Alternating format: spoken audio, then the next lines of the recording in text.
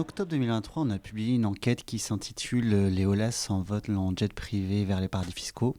C'était une enquête qui s'appuyait sur une fuite qui venait notamment du Luxembourg. En gros, il y a eu une enquête qui est parue dans Le Monde en 2021 via ce qu'on a appelé le scandale des Open Lux.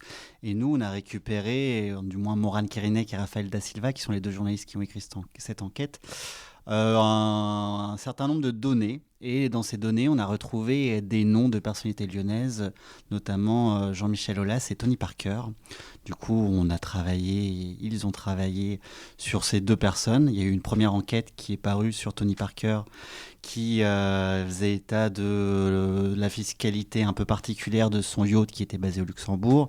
Et une autre enquête, du coup, sur Jean-Michel Aulas et Alexandre, son fils, qui parlait d'un aérogare pour jet privé dans lequel ils avaient des actions qui étaient basées à Miami. En gros, le fond de l'affaire, c'est que du coup, les Olas ont participé à la création d'un aérogare, pardon. En fait, c'est un petit aéroport qui s'appelle Ambassador à Miami. C'est quelque chose qui est spécialisé dans les jets privés, donc ça nous a intéressés.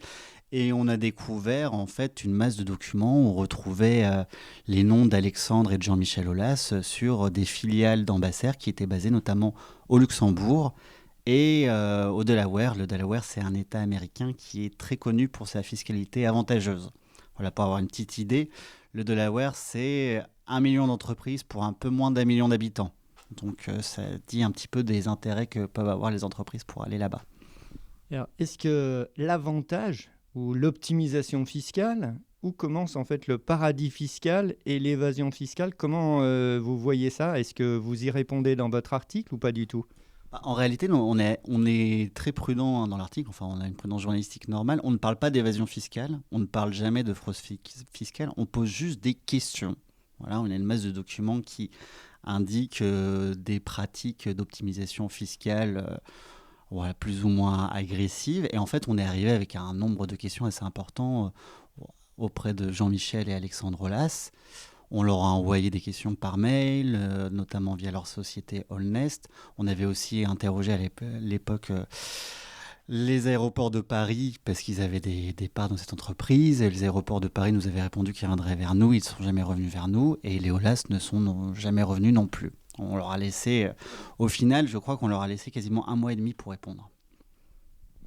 Et coup de théâtre, ils vous attaquent une fois que l'article est sorti. C'est ça. En fait, l'article est publié le 16 octobre 2023. Dans l'après-midi, c'est Jean-Michel Aulas qui publie sur X, qui est à l'époque Twitter, je pense, qui est un peu son réseau social de prédilection et qui publie un communiqué d'Allnest qui dit qu'il attaque tous les journalistes en diffamation, qui colporteraient des mauvaises informations. C'est pas exactement la phrase exacte, mais c'est l'idée.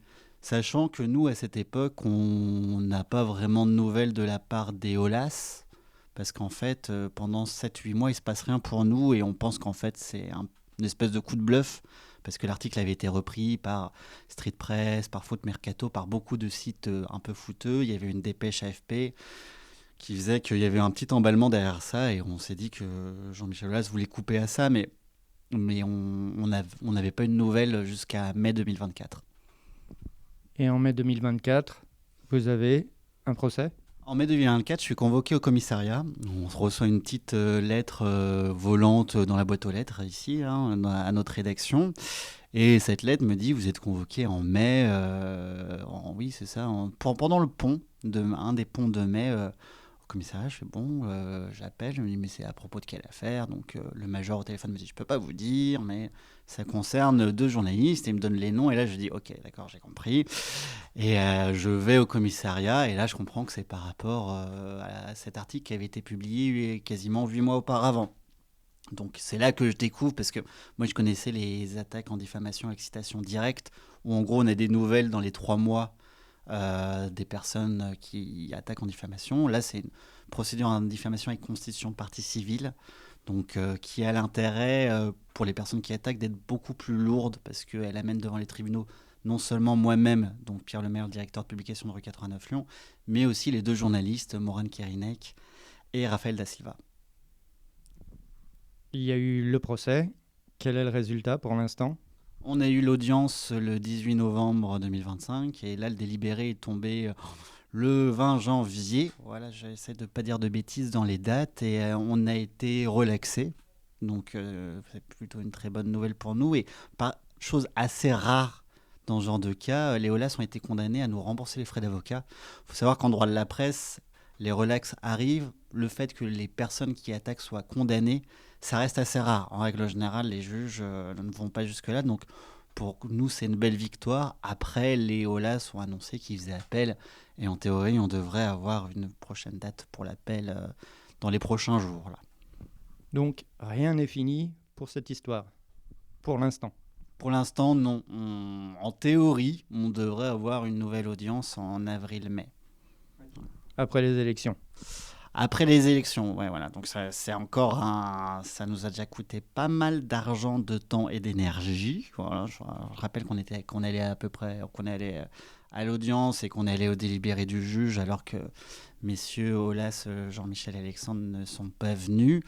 Ça m'a pris pas mal de temps personnellement dans ma vie quand ça ne leur a pris que 10 minutes. Donc voilà, mais on y est toujours. Donc on a un nouveau rendez-vous avec eux et on remontera les éléments, les preuves que nous avions montrées la première fois au juge. Subir ça, c'est usant psychologiquement, mais quelque part, on appelle ça une procédure bâillon, non? Bah, nous, on appelle. Alors, bon, d'une part, on ne nie pas le droit des OLAS à se défendre, hein, évidemment, c'est le droit de tout à chacun et j'ai pas de difficulté avec ça a priori. Nous, en effet, on parle de procédure bâillon pour une raison assez simple, c'est qu'il y a une grosse disproportion dans le rapport de force. Voilà, on est face à quelqu'un qui pèse plusieurs centaines de millions d'euros. Et nous, on a un média indépendant avec 3 journalistes sociétaires à qui appartient le média, qui se paye un petit peu au-dessus du SMIC et qui ne peut pas vivre sans ses lecteurs. Là, on est en pleine campagne d'abonnement. Voilà, tous les ans, on se demande si on va pouvoir vivre l'année d'après, quoi.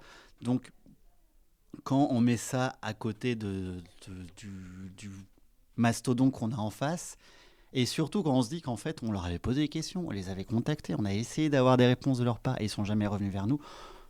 Je trouve quand même un peu particulier qu'ils nous attaquent en diffamation alors qu'ils n'avaient même pas tenté de répondre, quoi. C'est pour ça qu'on parle de procédure bâillon, parce que ça nous prend du temps, de l'énergie et de l'argent.